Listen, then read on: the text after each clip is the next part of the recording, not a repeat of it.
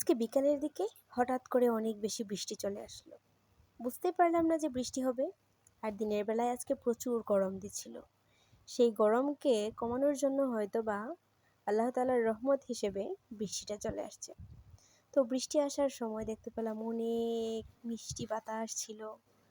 আর আমি তো বৃষ্টি দেখে মহা খুশি, কারণ অনেক দিন ধরেই ভাবছিলাম কখন বৃষ্টিতে ভিজতে যাব।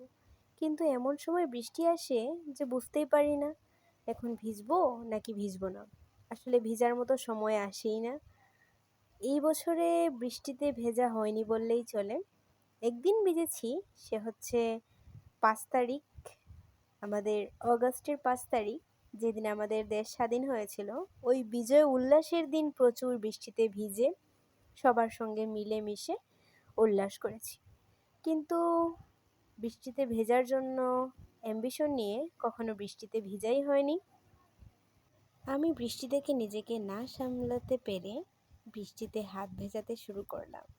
পুরো হাত ভিজিয়েছি, গুনগুনিয়ে অনেক গানও গেয়েছি। আসলে রুমে তখন কেউই ছিল না, আমি একাই ছিলাম। তাই আমার মতো করেই আমি বৃষ্টিটাকে উপভোগ করেছি। বাড়িতে থাকলে হয়তো আবদার করতাম আম্মুর কাছে যে কিছু একটা খাবো বৃষ্টির দিনে, পিঠা খিচুড়ি। কিন্তু মেসে সেরকম আবদার করার জায়গাও নেই, আর নিজের করার ইচ্ছাও নেই। তো যাই হোক, আপনারাও জানাবেন কার কার বৃষ্টি পছন্দ। ভালো লাগলে অবশ্যই একটা কমেন্ট করে যাবেন। তো আল্লাহ হাফেজ, আসসালামু আলাইকুম।